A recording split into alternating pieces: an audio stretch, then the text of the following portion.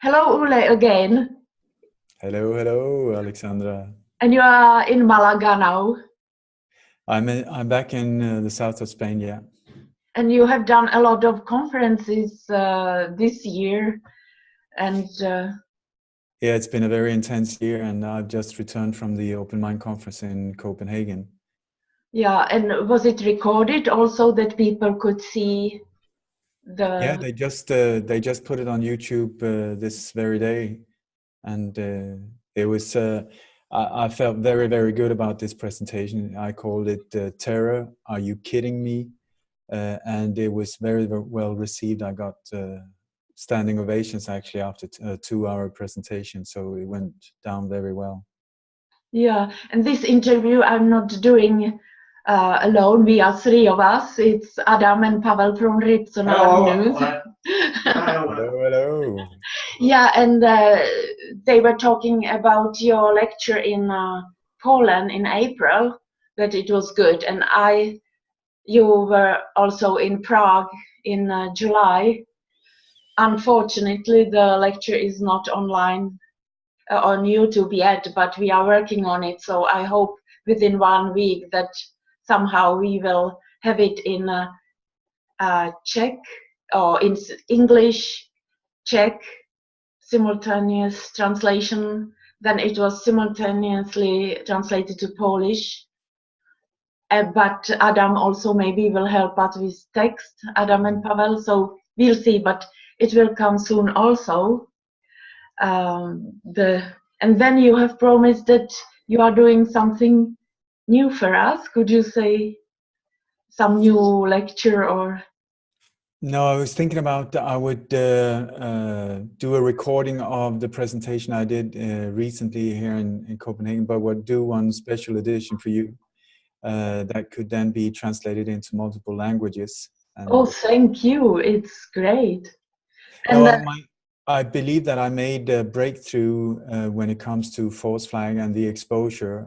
I believe that I found very important clues in how they're carried out, how they are using color codes to do covert communication with each other that we are not aware of, and also the different ways of them, well, once again, communicating with each other without having to leave any paper trail, without sending emails to everyone involved or that needs to know about these things. So I think that I've been able to pinpoint some of the ways they do these things, and so I feel very good about this, because if we can sort of start decoding their way of communicating, it will make it so much more difficult for them to get away with it. And so I think that is a very good and powerful step forward. yeah, it sounds really important.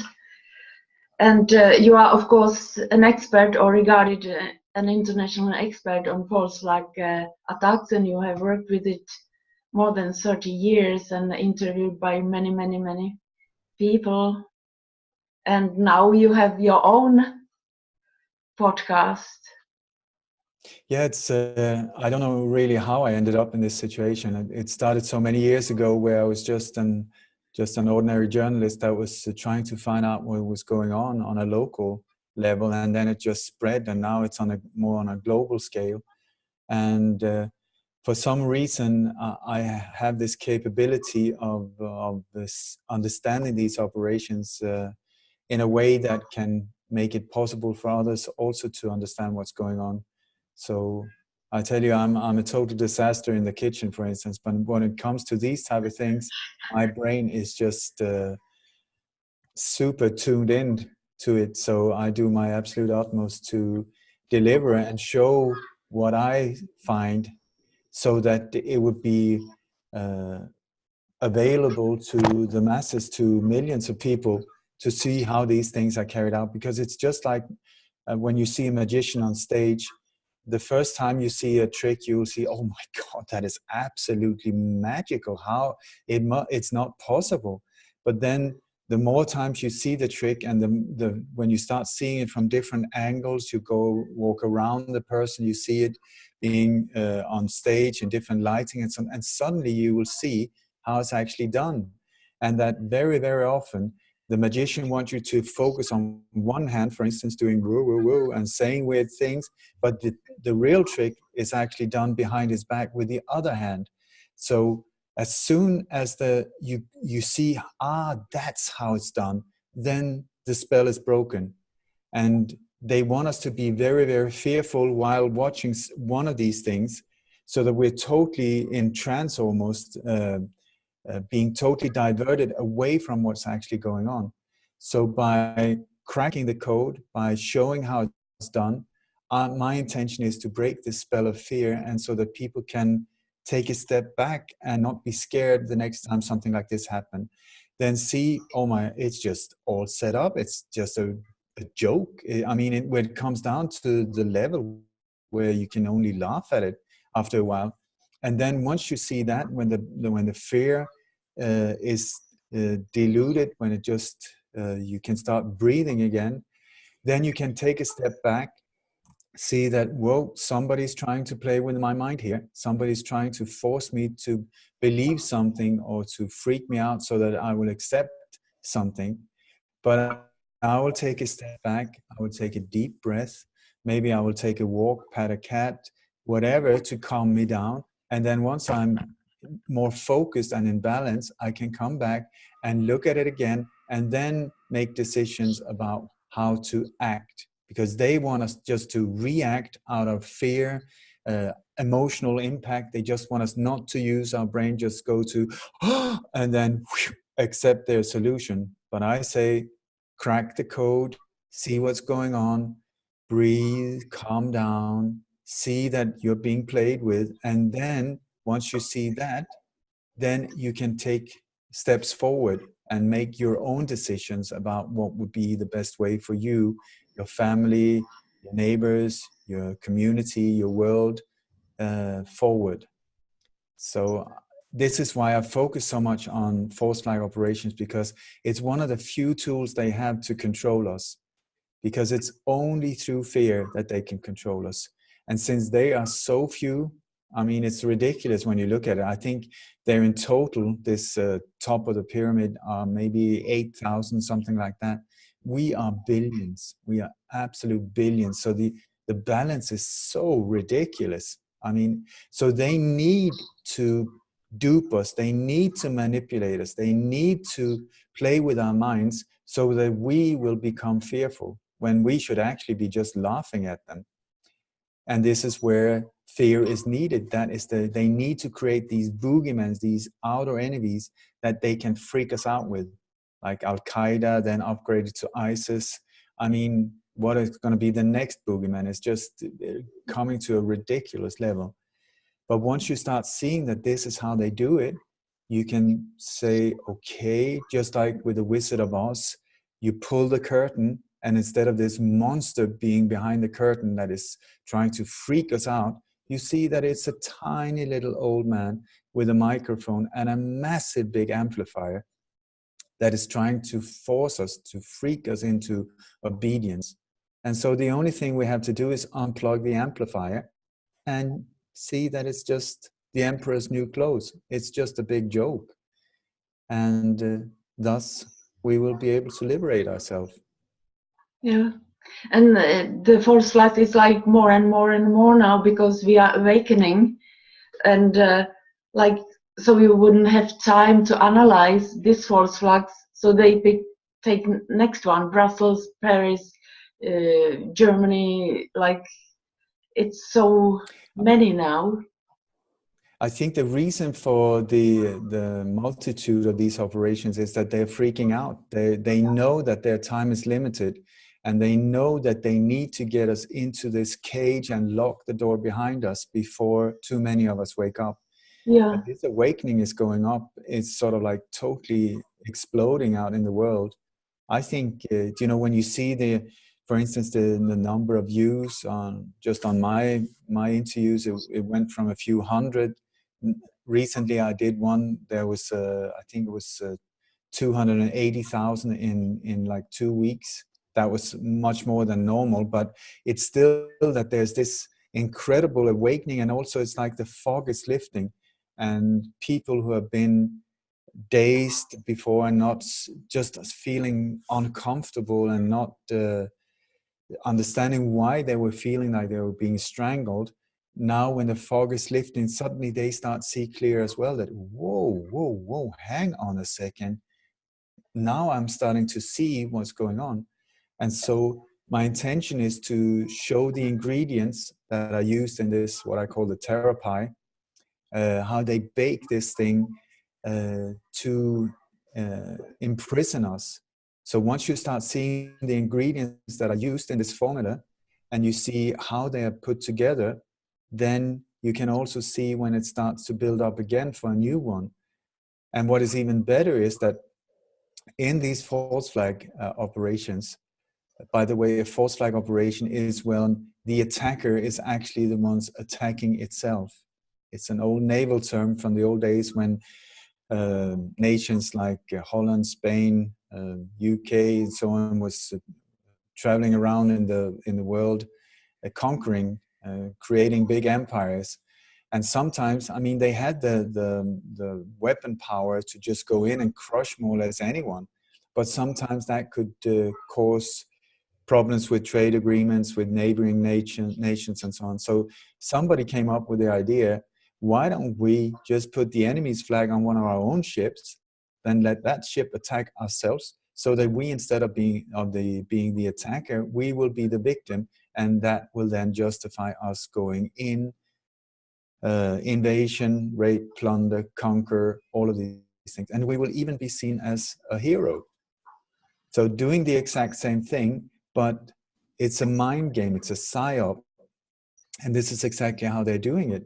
They, the ones that are being attacked, are actually creating it themselves. So we're being played here, and it's high time to wake up.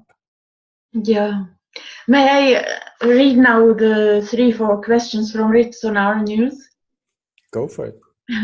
What are the most recent false flag attacks? Can you give a few examples? There's been a whole lot. Let me take just the last 6 months or something like that. There was the Fort Lauderdale shooting, which then there were clues. I'm going to go back to these clues. They always leave clues about the next upcoming ones. In the false flags in Fort Lauderdale, there were clues about the next one in Melbourne. In Melbourne, there were clues left for the false flag attack on Westminster Bridge in London, which I publicly predicted on international radio 1 month before it happened, pointing out that's going to be the next target, and so on. Then from the Westminster Bridge, there was the Manchester attack, which I also predicted. It was 1 week before the Bilderberg meeting. They always have, about 1 week before the Bilderberg meeting, they have a diversion, and very often on the 22nd. The Bilderberg meeting is always around the 1st of June, so it's more or less always around the 22nd of May that there is some kind of diversion. So it's only a matter of where is it happening, where it's boom, Manchester, the Manchester Arena attack. Then we had the London Bridge attack. We also had the Grenfell Tower, awful incident, but where they turned it around. I can come back to that incident because that was a total change of modus operandum, where they were almost putting it as an ambush for us to fall into a trap of thinking, oh, false flag again. But this time, the intention was totally different. I believe that the Grenfell Tower disaster was part of like an ethnic cleansing of different areas, where they want to get rid of people from minorities, different race minorities, and get them out of these buildings, often high-rising buildings, but in areas that are very upcoming, where the market estate prices of the properties are going really high up, and they have not been able to get rid of all of these thousands of people. So through arranging this fire, then saying that, oh my God, there's a fire hazard with this type of cladding, they prepared the whole building in a very sinister way, so that it went up like a gas flame. And then after that, they've said, there's at least 190 other buildings in the UK alone, with its exact problem. So for your safety, standard solution, for your protection, you need to get out of here. So they've started cleansing out these areas. Many thousands of people are being moved away to other locations, hundreds of miles from where they used to live. And so now they're doing this. Then from the Grenfell Tower, let me see what happened then. We had the Charlottesville car attack, absolute false flag.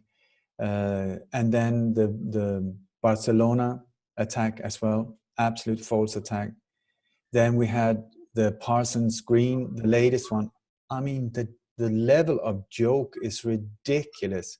I mean, it's like they say, oh, 22 people were injured in this subway explosion. Oh, yo. You look at what's actually going on, and the bomb itself has been filmed.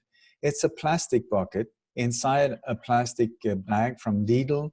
They now are using more and more product placement with big supermarkets and so on.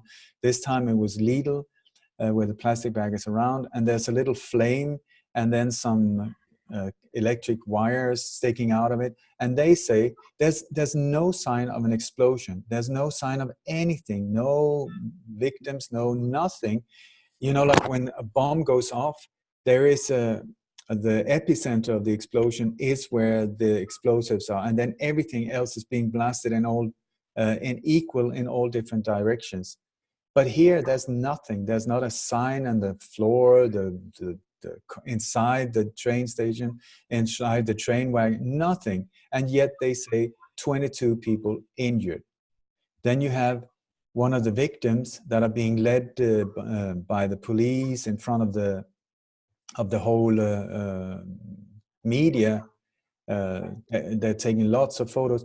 The only thing that is wrong with her is like she has this bandage, like in the 1880s, when you had like a bad tooth, they used to do these things, and she's walking around like that. Then there's another expert, a terror expert that they are interviewing, which I claim is the same individual but just in a fat suit.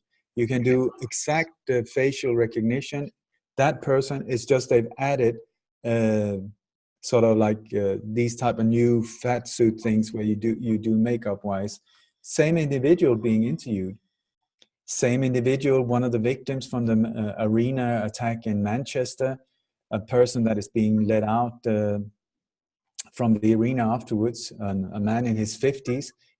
I would suggest his name is Paul Campion, and he's a former SAS, Special Operations. He is then being interviewed. He's, as far as I can see, he's one of the victims in one of these photos that is being spread globally. Then he's being interviewed in multiple different TV programs as an expert.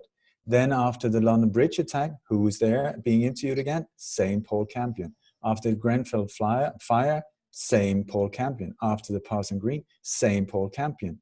They're using the same team again and again and again. And so it's like a carousel. It just goes round and round and round and round. Same theme, same players, same. And it's just coming to a point where it's ridiculous. It's absolutely ridiculous. I must say, though, that when it comes to the Charlottesville attack, that was very different to the other ones because that is more high-tech. They've used stuntmen, they've used stunt cars. It's more sophisticated. They also started using not only crisis actors, but there's a company called Crowds On Demand, crowdsondemand.com. Very important company, I would say, where you can rent a crowd for whatever you want. Do you want a rally? Do you want protest against abortions? Do you want protest against Catholics? Do you want a race rally? Do you want fights? Do you want fans? Are you a pop band with no fans at all? Well, you can just rent them. If you're a politician that failed, get them in there in the hundreds. That's the thing. They're very proud, this company, that they can deliver crowds anywhere at any time. You pay, they will be there. And at the Charlottesville attack, we found that that exact company had been involved. it's such a thing, but where this crowd was said to gather in Charlotte, which is not the same place as Charlottesville. Charlotte is in North Carolina, Charlottesville is in Virginia, but it's only a 4 or 5 hour bus ride. And there were witnesses in Charlottesville that saw a long line of buses, identical buses, arriving in Charlottesville with people coming out in KKK t-shirts as well as Black Lives Matters, and coming off the buses, the same buses, being handed out, anything from signs to anti-riot gears to all of these things. So what we're seeing is sort of like equipping the stage with all the different ingredients that are needed for an explosion. Because these people, Black Lives Matters and the Ku Klux Klan, they're supposed to be absolute extreme opposites and enemies. Here they were seen as friends getting off the buses, and then the whole thing erupted. And I tell you, all of it staged. Then you have the mother of the victim in Heather Heyer in Charlottesville. First it said that she was killed by the car, but you will see if you go frame by frame by frame that she was actually down on the street before the car hit. And according to her own mother, in different press conferences and so on, she says that Heather died from a heart attack. She was not like you see on the photos, a young, beautiful thing. She was quite obese, very overweight, and it said that she died from a heart attack. Then you look at the mother. We look at the mother and we do facial recognition against, because the thing is that we have all, just like with our fingerprints that are very individual or unique, we have the same with the distance between nose, eyes, mouth, ears, all of these things. All of us have like a very specific, unique combination. That is how facial recognition works by software automation and so on. So you can do the exact same thing with these people and take photos and put them, overlay them on top of each other and see, does it match? Because what you can do, you can see that in Hollywood and with makeup artists as well, you can add weight, you can change the hair color, wigs on, different eye colors. There's a lot of things you can change, but you cannot change the size of the skull, the distance between the different parts and so on. So with the mother of Heather Heyer, who is, she's being interviewed everywhere. Her name is Susan Bro, or they claim her name is Susan Bro. We find that it is the exact same woman that was one of the mothers of one of the Sandy Hook victims, alleged victims, Victoria Soto. So, and then she's also the aunt from another shooting where it's exactly the same individual. So they're using the same very bad actors, even though she's quite good, this one. But again and again, it's recycling. So, yeah. And you said we're being played. Yeah, you talked about the symbolism, colors, and her name is the initials is HH, and 8 H is the 8th letter. It's 88, and you maybe have heard remember the number 88 from something that happened 70 years ago. 88. Her name is HH. It's 88. And it means something to certain people, if you know what I mean. I'm not totally sure. Hitler, Nazi. I know that there's a lot with numerology. There's a lot with the dates. They carry these things out. There's a lot with the location. I can tell you when it comes to targets of these false flag operations, I can tell you exactly what type of targets, and you will see that being repeated. It's either location that have some kind of national identity, some kind of touristic value. This is I believe the reason for that is to get the emotional impact as big as possible. So they will aim at things like the Eiffel Tower, Acropolis, the Colosseum, the Twin Towers, the Statue of Liberty, Times Square, Piccadilly Square. These type of targets will be the ones that they go for. It would be some kind of center for communication. It would be train stations, airports, bus stations, but also vehicles of transportation. So it would be planes, trains, buses, ferries, these type of things. Now they moved it because they're running out of targets. They've done so many of these operations, so they're running out of targets. So I think they moved it into like stadiums. So it's either football teams in stadiums or rock stars, pop stars. And many of these pop stars you will also see are connected to the same managers, to the same companies and record labels and so on. And you will see that there's even, like for instance, Ariana Grande and Nicki Minaj, you have Justin Bieber. All of them are connected indirectly to the manager, his name is Buster or something, who had a private meeting with no one less than Benjamin Netanyahu just 2 weeks before the Manchester attack went off. And dear old Netanyahu is one of the players that keeps repeating. He is there all the time. So you will see when you study terrorism, so-called terrorism, just like Nicholas Kollerström, a researcher and author, he wrote on his latest book, he wrote, to study terrorism without studying Mossad is like watching Hamlet without the prince. And I totally agree with that, because you will see CIA, Mossad, MI6, these are the usual suspects that keep appearing again and again, and they are totally in bed with each other. It's not, it's on a street level, they're separate organizations, but the higher up you come in the power pyramid, the more they are connected. So they're controlled by the same forces. Yeah, and you told me that Charlie Hebdo, that wasn't it an Israeli soldier or secret service? Yeah, the police officer that was shot, it's allegedly shot on the pavement at the Charlie Hebdo. He's doing fine. We tracked him down. He's in Buenos Aires. He was paid $666,000, a bit of a symbolic amount, I would say. He was told to stay down there for at least another 6 years before he can come back. I think he will have minor plastic surgery, but he was a Mossad agent. He was not killed there. And the guy who filmed him from the balcony, I've been on location on more or less all of these places. I've even rolled around on the pavement where this police officer is said to have been shot, being filmed by an undercover camera.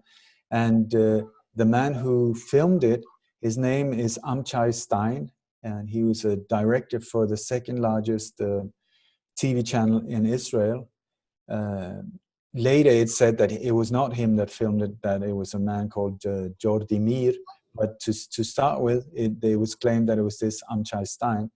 And right after this latest Barcelona attack, there was also an attack in Marseille, very crappy type of thing. You see, there's absolutely nothing happened, but they say that it was a vehicle attack, a van that crashed into a bus. There's no evidence of anything happening except a few parked buses and some police cars. That's everything. But the person who took the photos and started spreading this on Twitter, saying, "Oh my God, it's happened here again," was Amchai Stein.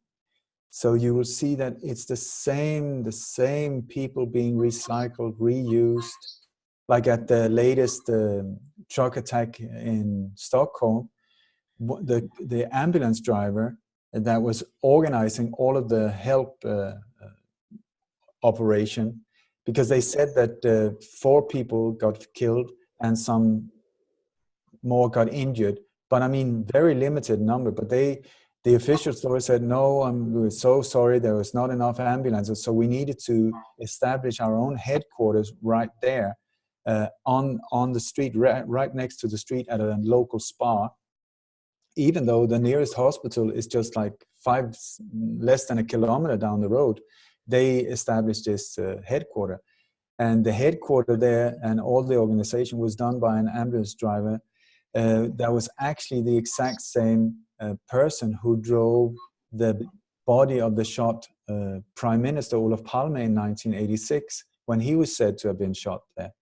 It was also the exact same ambulance driver, Kenneth Lavrell is his name, who drove the body of Carl Fredrik Algernon, who was involved in the export of Swedish arms, and he died in very suspicious circumstances in the subway, where they said he committed suicide, but so he was pushed in front of one of these subway cars.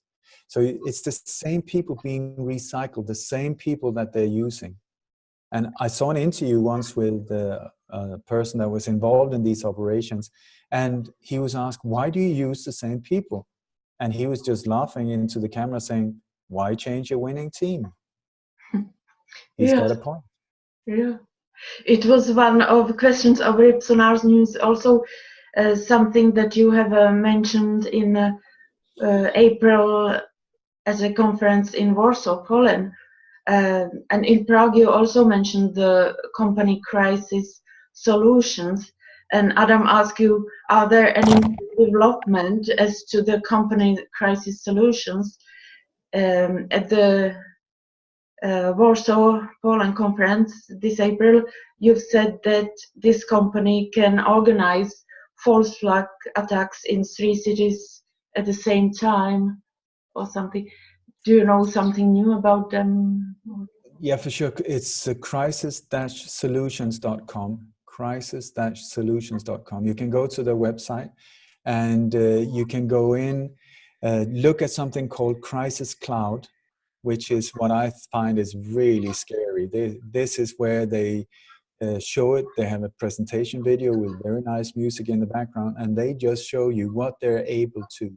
They don't call it terror acts. They call it crisis simulations, and that is there for different companies to practice what to do in situations of terror acts and so on. But I would highly suggest that this is one of the heads, if not the head, in the operational part of these things, and the head of the octopus. This company, what it says that it is capable of is that it says in this video that the time for, doing these things by telephone and shoveling A4 papers is over. Now, welcome to the new age. And this crisis cloud, what they do with it is that they can coordinate multiple attacks at the same time, or multiple simulations at the same time. And they give the examples: Edinburgh, Manchester, New York. And there was actually a drill in Edinburgh. The drill is always there as part of these false flag operations. I put the spotlight on that one. Nothing happened except for a drill. Then boom, the Manchester attack happened. And then boom, Times Square attack happened in New York. So I don't know, but what they're saying is that they can do these attacks in multiple cities, multiple countries, and multiple continents at the same time. The way they do them is that they have different departments. One department is sort of the tactical unit on location. The way they look is they have the shape of ambulances, SWAT teams, police, fire brigade, police cars, but these are rented vehicles. You think that it's an ambulance, oh, it must be official. No, no, no. When you start checking the license plates of these vehicles that are being used, it's not the official ones. And also they control the bus lines and the bus traffic. So they have these tactical units that are what we see on location with all of these, it looks like something has happened and so on.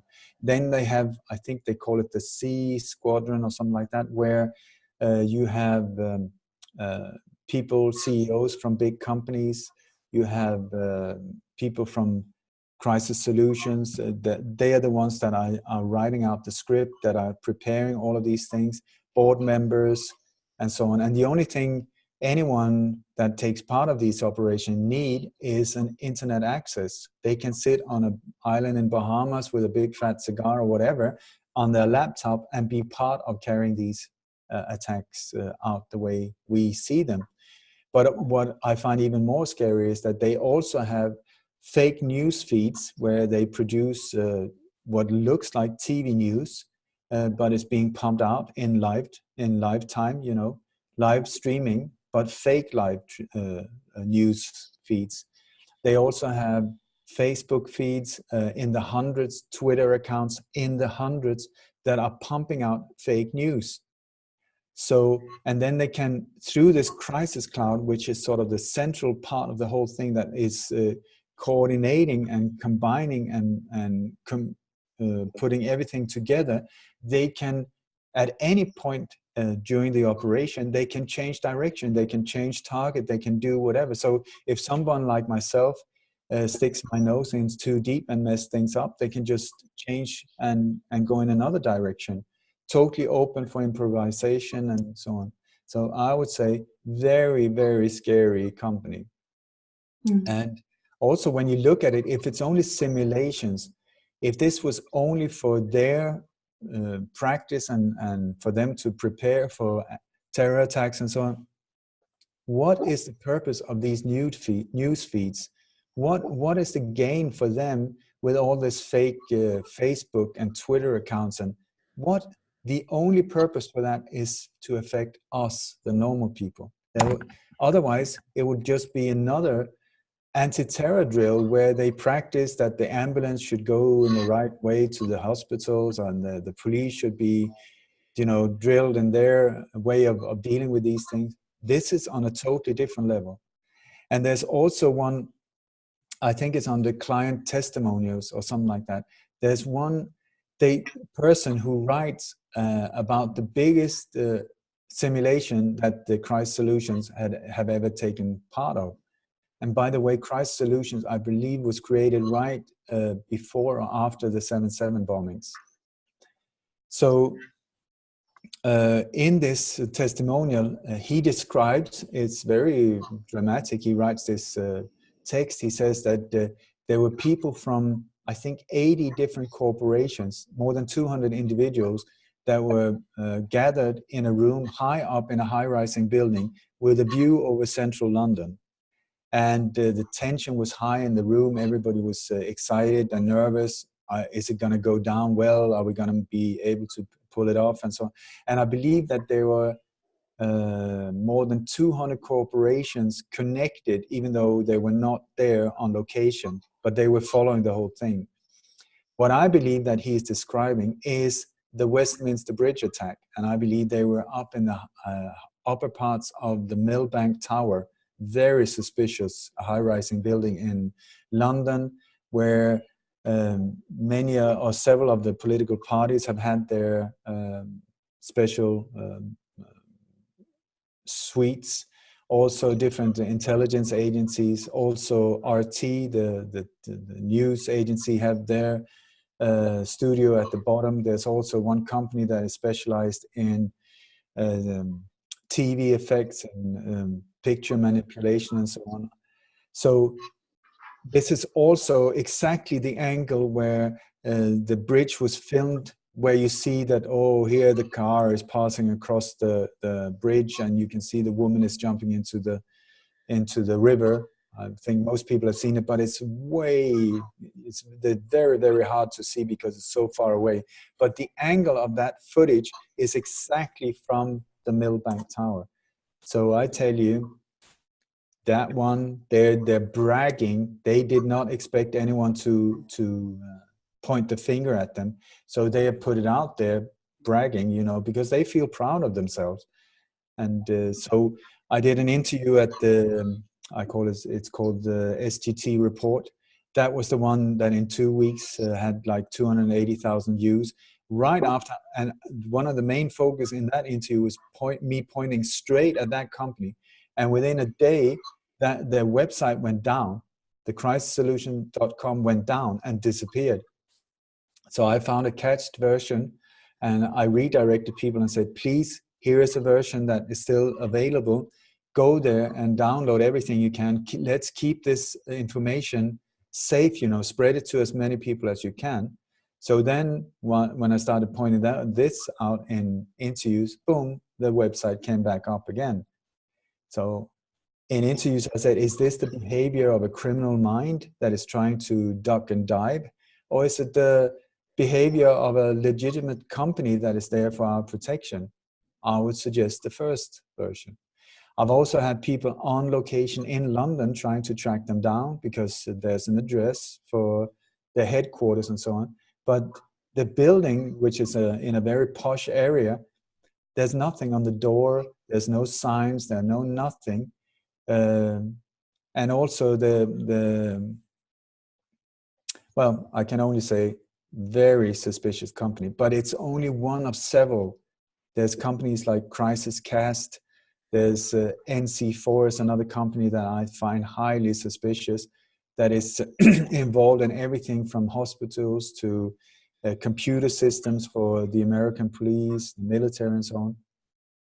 There's also another one that is just like mind-blowing. It's called Serco, S-E-R-C-O.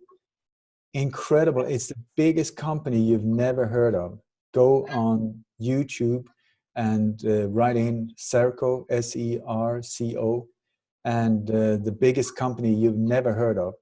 You will see it's just like an octopus with its fingers everywhere, everywhere, in the military, in the prison systems, daycare centers, bus, airports, you name it, they're there. They're there. And the chairman is no one less than Winston Churchill's grandson. Same people, same families, same things being played out. So there's also another company called Bell Pottinger that is also, it just blows your mind when you see how many different areas they're in, and their clients that they're bragging about is just like super criminals, dictators, very, very, very suspicious to say the least. And they're being exposed, and one after the other, big scandals where they have pumped out fake documentaries that have been part of creating wars on innocent countries and so on. So it's it's every time you look at like the CIA and so on, you will see that it's not one company or two companies. They have like hundreds and hundreds of front companies that are working in an integral network, where they even start up and shut down companies, and all of it there to confuse us, to make it difficult to us to find out what is going on. And here I believe that I'm scratching on the surface, but pointing out some very, very important point or network points in this whole spider web. Yeah. May I take next question over? It's on our news. Can you tell us about some upcoming false flags, and in which country do you predict or believe would be next? Which country would be next target? I can tell you. Okay, I can tell you the countries that are targeted. All of them are NATO countries, because this is not a Muslim Islamic attack on the Western world. Absolutely not. They are only being used as the bullies, the boogeyman, the fake enemy. Over all of these years, and I've been looking into so many of these so-called terror attacks on a very deep level. I've been on location. I have yet to encounter a real Muslim terrorist. I have not found one single one yet. What I have found is state-sponsored, NATO-organized, and the CIA together with NATO, Mossad, operations of state-sponsored terrorism, where the enemy is within. So because we're looking at false flags, that means that the attacker will, or the attacked one will actually be the attacker. So they do it to themselves. And so here, what we're looking at in Europe is what I call the Euro spring. It's like, well, it's actually more than the spring now, because now the summer has passed as well. But it's a series of attacks round and round and round and round. And the countries, all of them are NATO members. And the attacks is according to the CIA's strategy, the strategy of tension, how to inflict fear into modern society. So the countries that will be attacked and have been attacked are in Europe. It's the UK, it's France, Germany, Holland, Belgium, sometimes Spain, not very often, sometimes Italy, not very often, Turkey, Sweden, Denmark, sometimes Finland, not very often, and sometimes Poland, not very often, Norway as well. So these are the countries around and around. Very often it's the same police districts that are being attacked. So you will see the Bataclan attack and the Charlie Hebdo and so on, all of it. When you're on location, you will see it's just a few hundred meters there, it's just a few hundred meters there, it's just a few hundred meters there. And in Paris, it was the police district 11.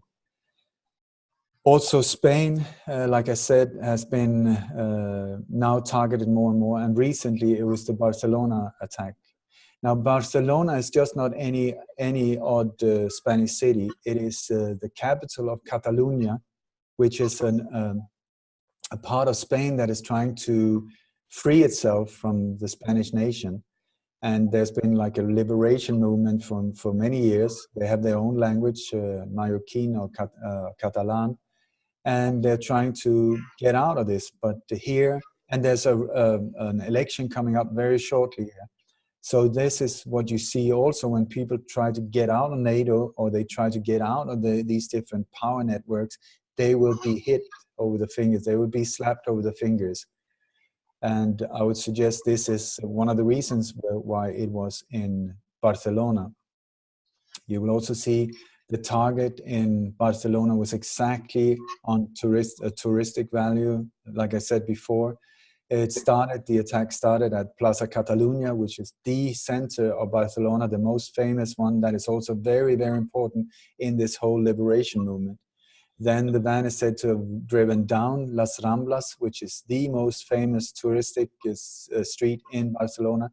And then the van stopped right on top of Juan Miró's mosaic artwork that is also world famous for tourists and so on. The van stopped right on top of it. And then there's another one here also that is very important to become aware of, and that is why all these attacks with vehicles. If you notice from Nice, we had Nice, then we had the Berlin attack, there were trucks there, you had the Melbourne attack, you had Times Square attack, you had the Barcelona attack, you had the Finsbury Park attack, you had the Westminster Bridge attack, you had the London Bridge attack, and so on. All of them vehicles. Vehicles. The truck attack in Stockholm as well. So here, I would suggest that what we're seeing is, once again, they use this old Roman template, problem, reaction, solution. The few in power, secretly create a problem to get a reaction from the public. And the reaction they always want is like an outcry of panic. Oh my God, we are under attack. Please, protect us. So we turn towards the people that we think are there to protect us, not understanding that it's actually them who are creating the problem. And then they will say, well, the only way we can protect you is, and boom, here comes the solution. And the solution every single time is something we would never, ever have accepted had it not been for the problem. Problem, reaction, solution. And the solution also every single time is more and more militarized police control, CCTV cameras, body scanners, like robocops in the street, tanks in the street, martial law, all of these things for our protection, but where actually is creating a prison around us without us understanding who's doing it. So why the vehicles? Here we have that suddenly the vehicles are becoming a problem because apparently we're under attack by vehicles. So what would be the solution? And this is where you will see now they're pushing this agenda forward very, very fast now. The solution is driverless vehicles. So it will be driverless trucks, driverless buses, driverless normal cars, driverless cabs, driverless metros, driverless trains, and so on, all for your protection. But this is the next step into so-called smart cities, where everything is digitalized, everything is controlled, and everything is out of our reach, but in the hands of the elite few. So they're pushing us in this agenda. And now also what they've started to do is that most of these vans are rental cars. They're rental vans. So the next step, they've already started to doing it, is make it a lot more difficult for normal people to rent cars for your protection, because terrorists are doing it. So we need to make it more difficult. What they want is to close us down, shut us down so that we cannot move around, but we will be stuck in this prison. And so we will be fearful of taking the bus because they explode, or there are all of these accidents, or the ferry because there are all of these strange things happen, or the airplanes because so many planes are going down, or so that we will get and in the end we will not move at all. That's the plan. Then they can force us into these controlled cities, get us out away from these small towns. They want us all in big cities where we can be controlled. It's all according to Agenda 21, so you can read it for yourself. But part of this is also the so-called bollards, these metal poles that are now for your protection because of all of these vehicles. It's so dangerous for you. Now comes these boom, boom, boom, boom, boom bollards everywhere in the city centers. And if it's not of steel bollards, then they're made of concrete, these massive big concrete blocks that are there. All of it. I mean, if you've seen the movie The Wall by Pink Floyd, just another brick in the wall. You don't notice it, but boom, there's none. Boom, there's another. Boom, there's another. Boom, there's another. Boom. And you can't see that they're connected. That's part of the design. But after a while, suddenly you're behind the wall. You can't get out. It's too late. And this is how they do it. Stepping stones, a little here, a little there, a little here, a little there, a little here, and so on. And they're just moving it forward. But thank God they're speeding it up now, because I believe they're freaking out. So it's becoming more and more easy for us to spot and see that, whoa, hang on, this is, even I can start to see that, whoa, something is very bizarre. So you asked me of the next targets. I don't know for sure, but I can point out a few ones. There are some very concerning things going on at the moment. One of them is a NATO operation called Aurora in Sweden that is not even officially a member of NATO. So that should get you questioning things. I would say Sweden has been part of NATO since 1954, but not officially on the paper. But anyway, so you have all of these NATO forces in Sweden, in Stockholm, and so on. And the name Aurora should tell you something as well, because we are now at the year 2017. Exactly 100 years ago, there was the Russian Revolution in very close to Stockholm, actually, in St. Petersburg. It started there, or Leningrad. And the thing that started the whole thing, and this was not a Russian revolution, it was the same banker interest, the same power structure that is now behind the New World Order that were doing this as well, taking over these parts. And the thing that started it was a cannon shot from a big ship, a cruiser called the Aurora. So I think that you should be aware of that. Exactly 100 years later, on the date more or less, this thing happened, because they're very much into anniversaries of earlier things, anniversaries of earlier shootings, mass shootings, terror attacks. They do it on the same dates again and again and again. And I believe that Sweden should really start waking up, because there's so many things going on in Sweden, and most Swedes have absolutely no idea, being totally focused on their new iPhone and not seeing what's going on. Yeah. I really say, I grew up there. I say, please become aware. It's not a matter of I'm not interested in politics or not.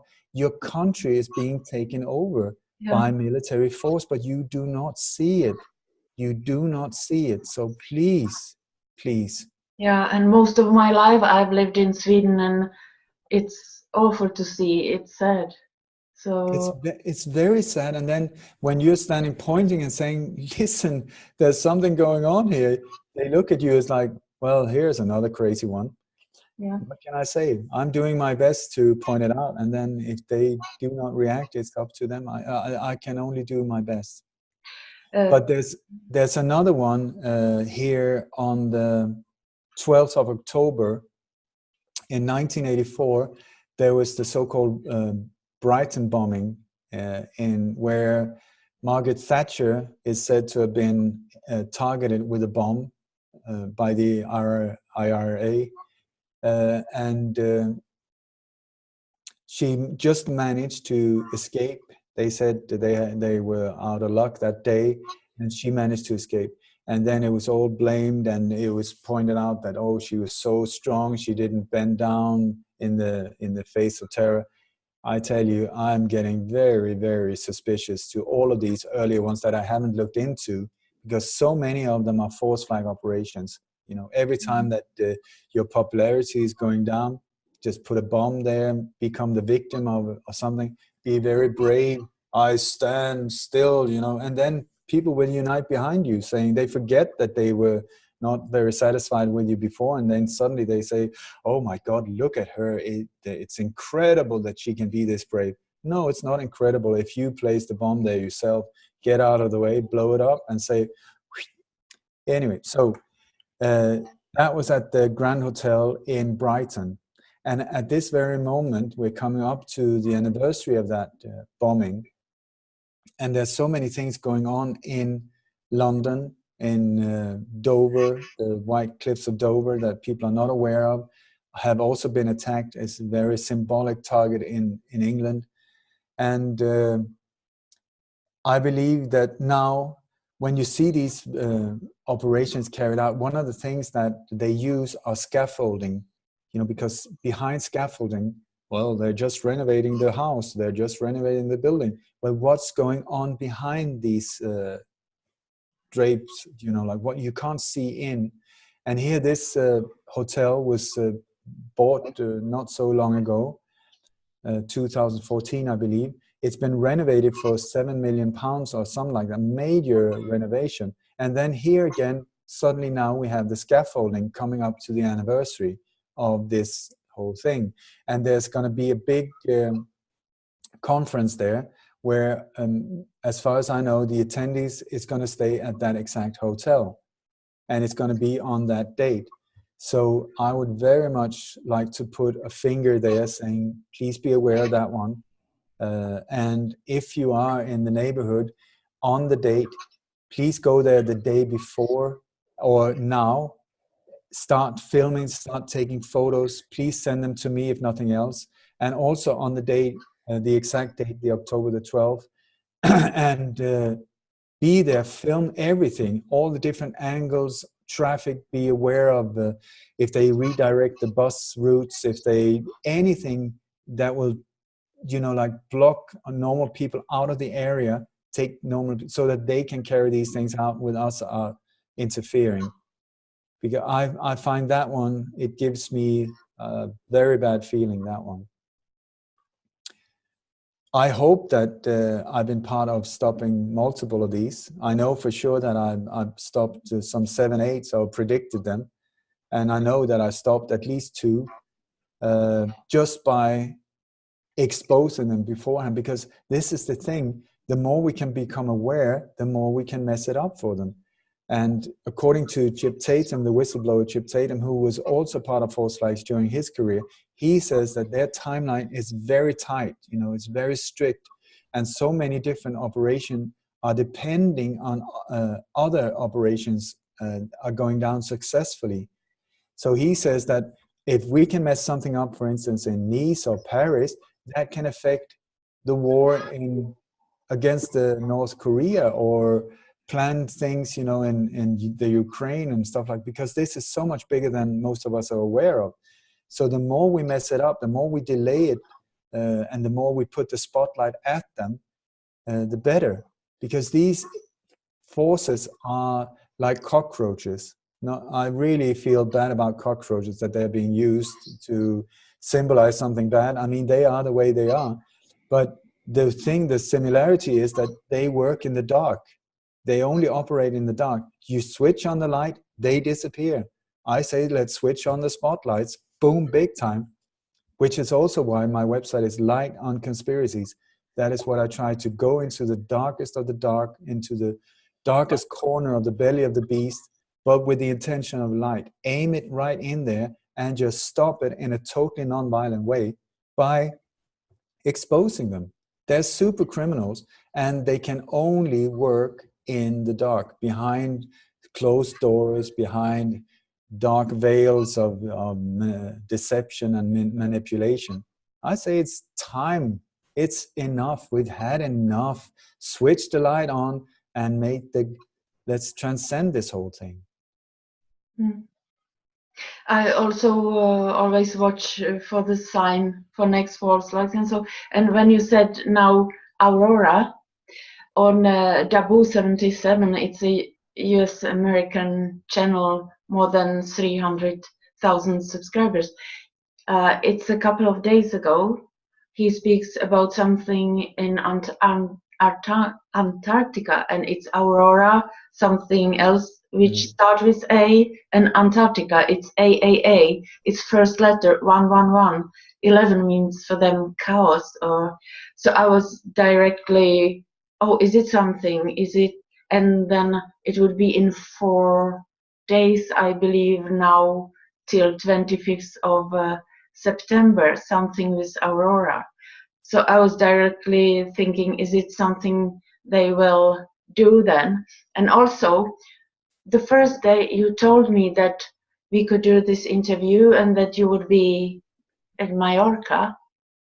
The day after, in the newspaper, they are watching you and they are watching me, of course. They said something which I've never heard before, and I would like to ask you. You said that Barcelona and the part of the region of Spain would like to separate, or it's well known, this. But the day after we said that we would do the interview or you would be in Mallorca, suddenly I read that Balearena, which are 4 islands, it's Mallorca, Menorca, Formentera and Ibiza, isn't it? That they want to separate, and they said it's 4 island, and 4 is the code for Illuminati hit. You maybe have seen that many times. You see number 4 when it means that Illuminati killed the person or somebody. So I was thinking about you. Oh, 4. And he's going to Balearena. Is it true that the islands want to separate too? No, they are part of Catalonia. Okay. The islands are part of Catalonia. So this is also Mallorquin and Catalan, the language there. So it's all joined together. One thing I want to point out is that I believe that I found a color code as well for these operations. And I believe the reasons for these color codes is that it's a very clever way of using colors so that any member of this so-called elite around the world, if you decide on a specific color and you say that's the color from now on, then you don't have to inform every single time you do something in these multiple layered operations.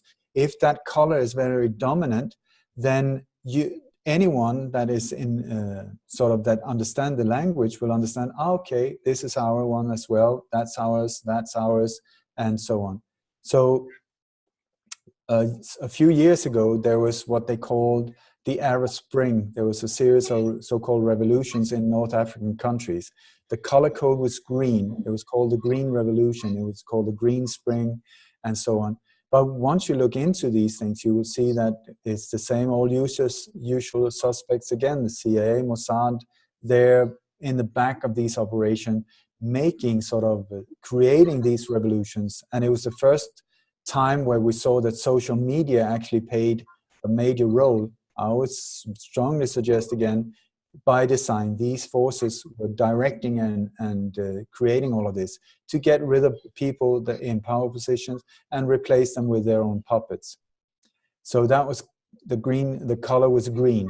Then in the Ukraine, they did a very similar thing. The color was orange. You will see orange flags, orange, everything was orange, orange, orange. Then in the States, what I've noticed the last few years here is the color purple. The color purple is very, very dominant. And it's a deep, deep, deep color purple. You will see it's anything from in the lighting in the background of TV studios to in the different shows where they have banners with the names on this deep purple color. The ties, the suspenders, the dresses, the t-shirts, you will see, once you start seeing that specific color, you will see it just all over the place. And you will see that also here in Europe, the color code for the funeral of the victims after Manchester, purple. After the color code at the funerals after Charlottesville, purple.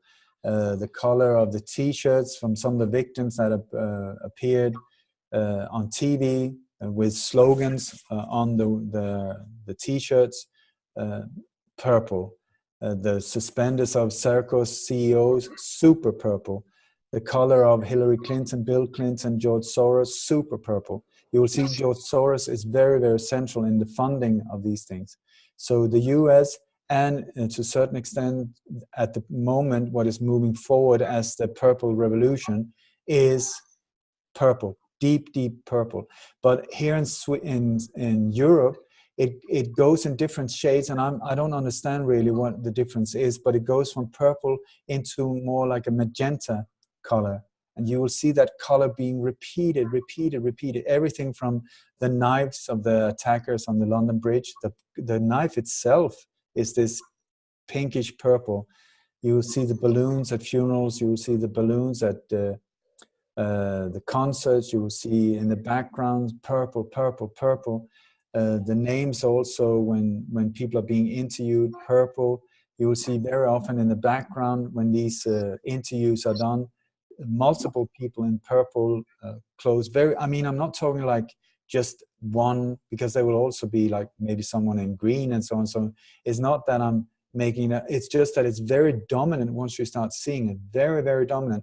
It also comes in, for instance, if you see articles or news feeds about the invasion of refugees, then for instance, there was this interview with a Sikh individual, beautiful photo, where it said that he came in peace and then instead he was part of creating war, something like that. And the turban, super purple. And you will see this mass invasion of refugees. It's totally part of their agenda. Agenda 21, you can read about it in books by David Rockefeller, and Shubinsky, these type of people. For years and years, this has been prepared. Also, another thing that they keep doing all the time is leaving shoes. And I didn't understand it for years about these shoes, but I noticed that there were these trainers all over, most of them time Nike trainers or Adidas. And they're right there in the center of photos. The thing is, if you're being shot at with an AK-47, I would suggest that you don't sit down, take off your shoes, and then start running. You just run. But here we have shoes, shoes, shoes, even nicely put right in the center of photos, or shoes in the background, shoes everywhere. So it took a while, and then I was contacted by a Freemason who pointed out some websites like Freemasonic rituals for dummies, almost these type of things. And in this information, it was very clear that one of the things that they do in the rituals, especially in the beginning, is that they take off one shoe and they pull up one trousers leg. That is the symbol of that this individual is doing it freely, voluntarily, and well aware. Two shoes off means homage to the sacred space where this ritual is being carried out. So you will see that these shoes are just all over the place. And here at the latest Charlottesville thing, shoes. And then when the car, after having hit the crowd and it's reversing back very fast, right in the center of the next intersection, you will see it. You can see it on video and my presentation as well. When it reverses, it drops a red shoe right in the center of this intersection. Charlie Hebdo, you will see there's a trainer right outside the car, to the right of the car, where the two terrorists are jumping out shooting. And when the two terrorists runs back, you will see that the guy on the passenger's side picks up the trainer, throws it in the car, and takes off. He has both shoes on. It is an additional shoe. So why would he pick it up and throw it in the car if it was not part of the operation? You will also see now the latest one in Barcelona, shoes, the magenta color, and even children running around, panicking, crying, and what are they holding? They're holding a trainer.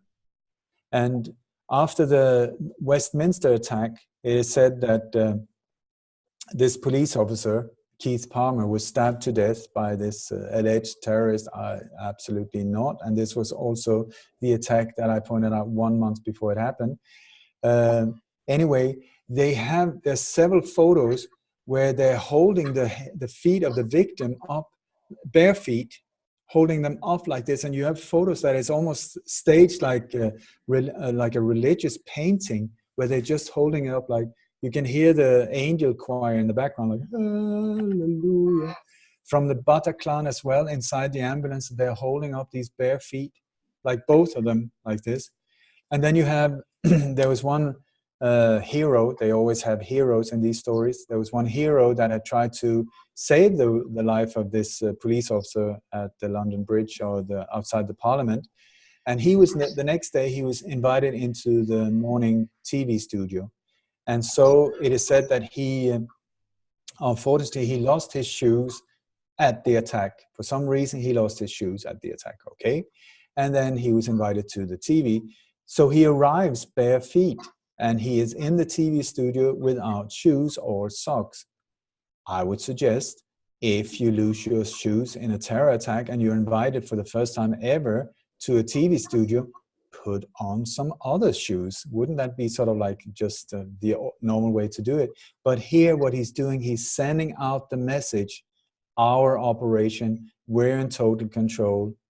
And even at this exact same alleged terror attack, what landed right in the middle of it, a massive big red helicopter.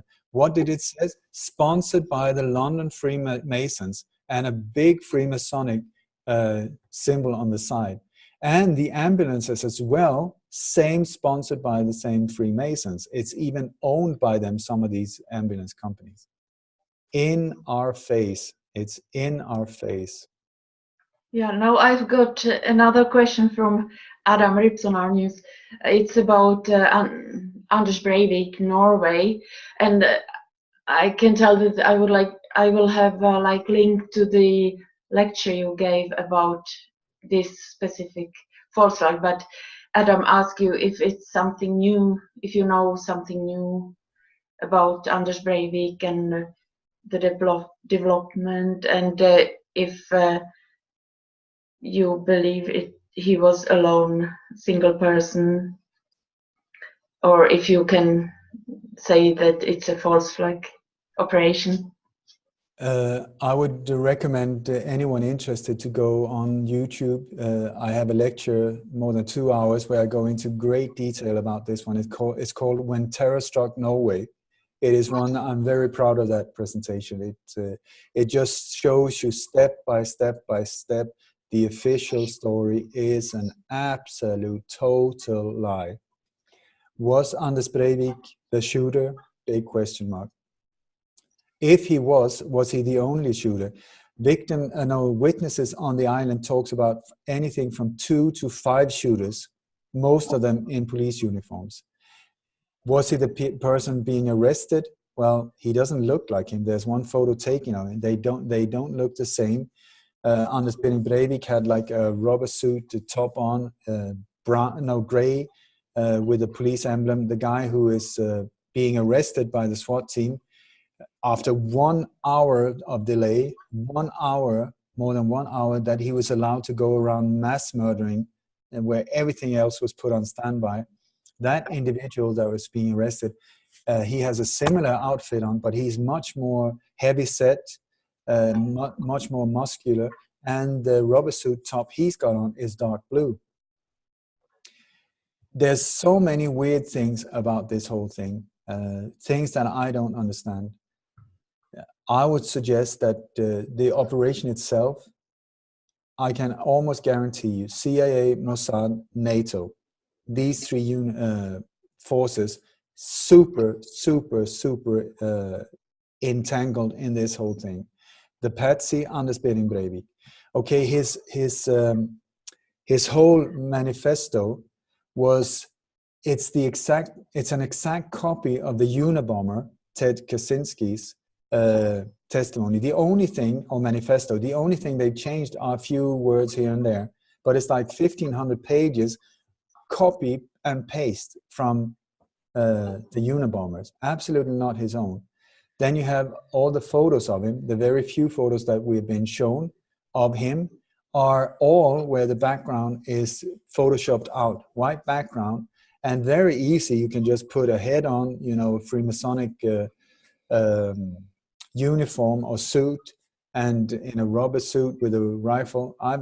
In my lectures, I've just replaced the head just to make fun of it, to show how easy it is to do these things.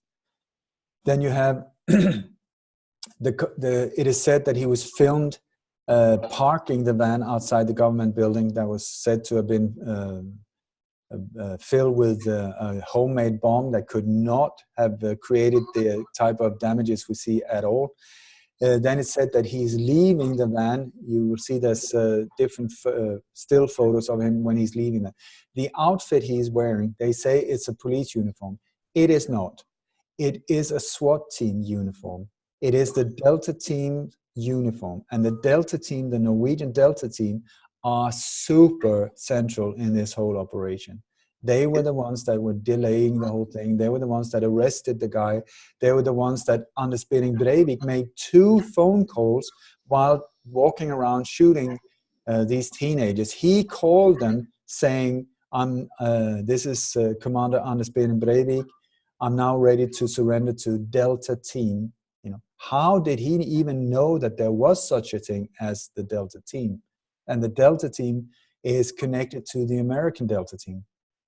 Just because it's in Norway through NATO, it is totally interactive. And outside his prison, I've been outside his prison as well, and you would think that this is a super high security building. Absolutely not. It's a tiny little prison in the outskirts of Skien, where one of the things that I found very strange there was that the grass was dead, like some 5 meters around the wall. The grass was all brown, and I didn't understand it. So I spoke to Chip Tatum, the CIA whistleblower.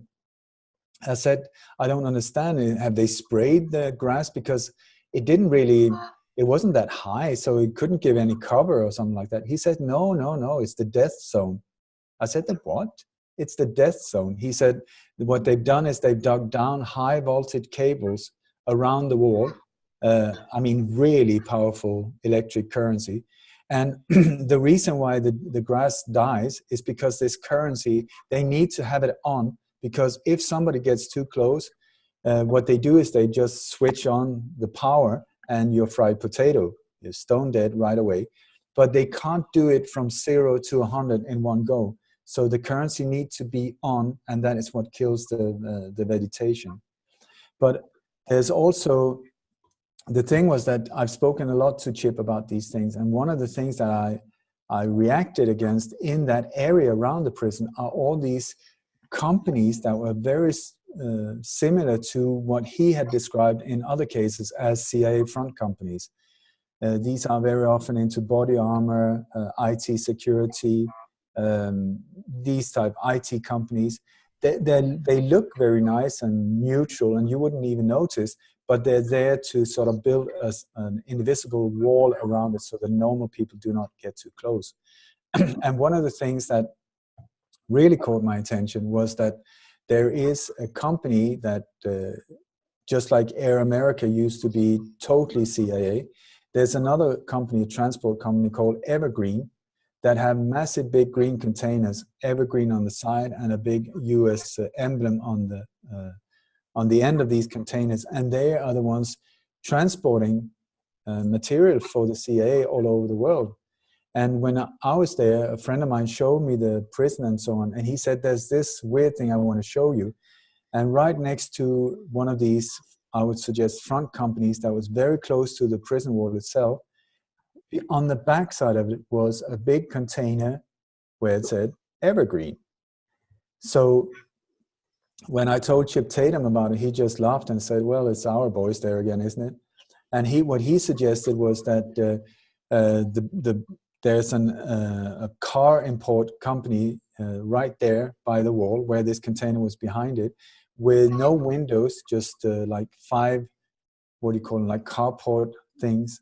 And I said, one of the things he also said, when it comes to these operations, there will always be an airstrip nearby, a small little airfield where helicopters, planes, all of these things can easily come and then be transported, whatever they transport, in covered vans or discrete cars, then driven into buildings like this close to the prison, and then it will be connected with a tunnel system into the prison so that people can be transported in and out without anyone understanding. And so I checked in Skien, and well, within right on the other side of the hill was a small little airstrip, exactly where he had pointed out before. And so I asked myself, does Anders Behring Breivik even exist? It's at that point in my world, because very often they have created identities, multiple identities on people in operation. Like Chip said, he had up to 22 different identities, as far as I remember. He was always, since he was the task leader, he had between $25,000 and $250,000 on him at all times, you know, to bribe people to pay off and so on. So money and identities, not a problem at all. And so he very much questions as well if Breivik is in there or if he even exists. Because it's bizarre when you see, when you compare the look of who is claimed to be Anders Behring Breivik, they don't even look alike. I mean, I've got like 5 different individuals that they don't even look alike. All of them claim to be Anders Behring Breivik. And there's especially one thing that I found very suspicious, is that there were a court case against him, a public thing where he was being filmed and there was media and so on, but it was in a gymnastic hall, you know, a gym, where they, for some reason, they said for security, that was where they had it, I think inside the prison. So you see the reporters, you see photographers, and then the lawyers and the judges are sitting there, and Anders Behring Breivik. And then he's being led into the room. And when he's being led into the room, it's being filmed from different angles, two different angles. And you can see the flashes going on like this. And for some reason, I just thought there was something odd. So I put the 2 versions of the 2 different angles next to each other when he's being brought into the room. And you will see the flashes doesn't match up. They're not synced. I mean, just because it's filmed from 2 different angles doesn't mean that the flash should be in a different sequence. They should be identical. They are not. So what does that tell us? Why, for the first, why do they put an effort into manipulating footage that would be so of no interest whatsoever? You know, why is somebody doing that?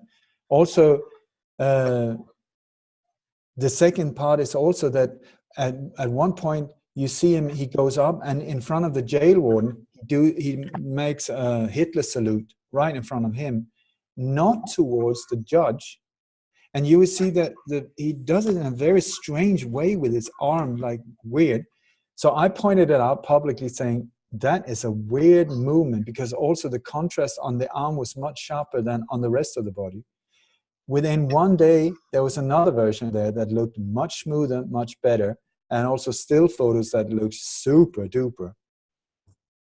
Then you have the whole thing about this is in multiple countries. When it comes to patsies, you always have this local person that has done some horrible thing, and it would be repeated in media over and over and over again. And the thing is, these people that are sitting there as prisoners, they will make very similar requests. They will say, I want Muslim food, or I want paid this or that, and I want to go to university. I want everything paid for.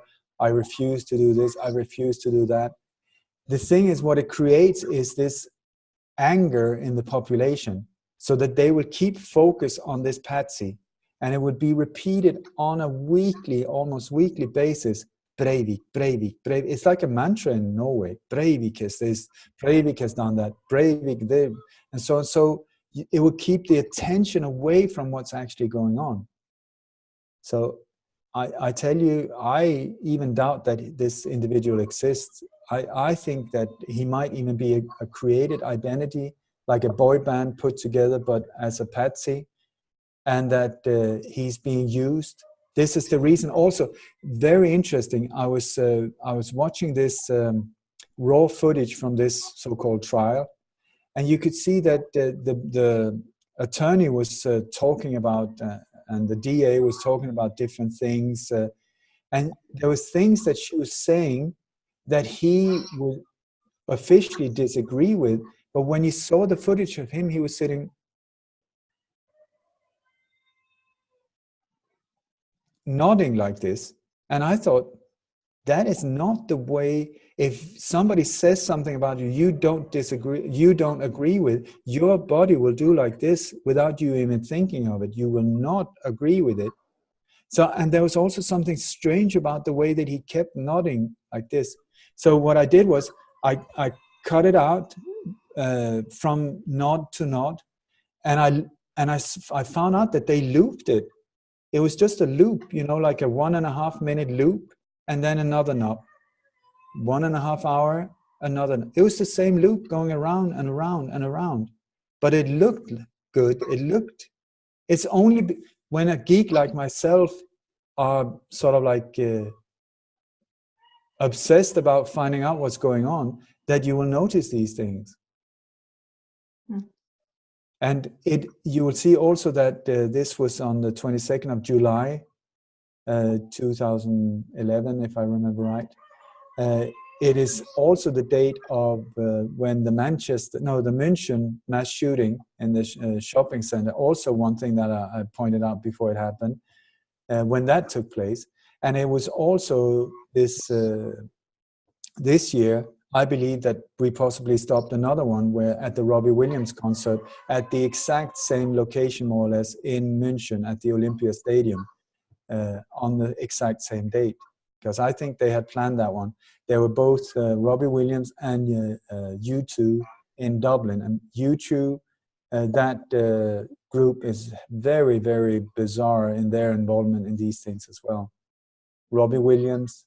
The thing is, which is so tragic, and when you learn more about the work of Mark Devlin, my friend Mark Devlin, who has been very much into exposing what's going on in the music business internationally, you will see that very dark forces are playing us, the same dark forces, and they're controlling these artists that are signing over their souls to them. And once they've done that, they are being used. Yeah. Can you hear a rooster in the background here? Yeah. I would just mention or the question. The name of the chief of NATO is Jens Stoltenberg. What was the name of the prime minister by the time Anders Breivik? It was Jens Stoltenberg. And also, Jens Stoltenberg used to be totally against NATO. So what happened there? And then he was super. I tell you, in my book, Jens Stoltenberg is very, very responsible in that whole drama. He is one of the key people, as is Harlem, what's her name? Gro Harlem Brundtland, the former prime minister, and also Bilderberger. Both of them are Bilderbergers. And the bizarre behavior of Jens Stoltenberg, and then what is the name of the it's been such a long time since I was looking into this, but the chairman of the youth organization of the Social Democrats that was on that island, that Eskil Pedersen, Eskil is his name anyway, and he is very, very central in this whole thing, because as soon as the shooting starts on this island, he and 8 other people are said to have escaped. They jump on the ferry, which is an old military vessel that would be perfect for the police to approach the island because it's bulletproof and all the things. But what happens, these people, instead of being there saving all of the other teenagers, many are trying to swim away from the island while being shot at. They just take off. They take the ferry. Do they go to the closest shore? No, they do not. They go way up, several kilometers up, and then they ram the ferry up on land so that it cannot be used. You know, very highly suspicious behavior. And then in the whole thing afterwards, Jens Stoltenberg is always taking care of Eskil. And they have no official connection except that they are friends and so on.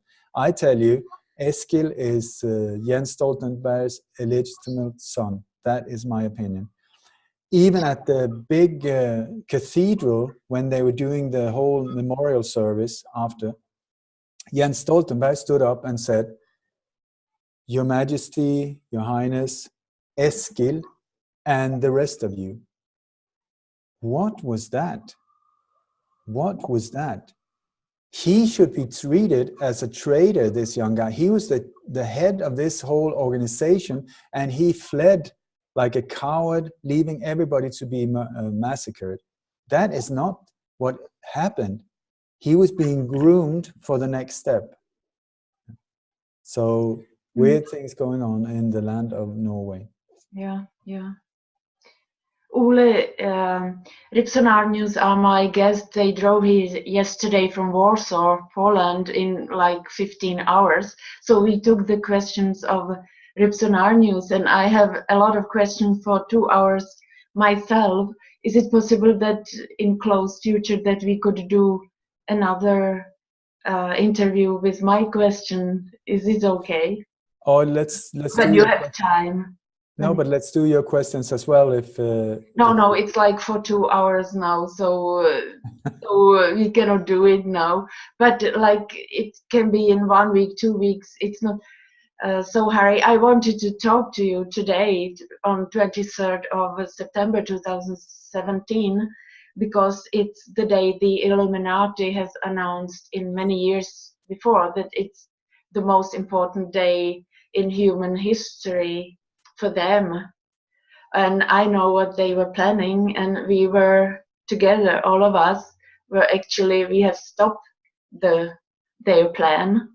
Today, the man, the head of the whole thing, would enter the Temple of Solomon, Third Temple of Solomon in Jerusalem. They would shut down internet.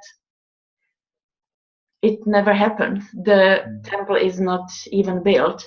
In biblical terms, it's the Antichrist, but in real, it's a real person. It's the current head of Illuminati, and I would like to talk also about the symbolism.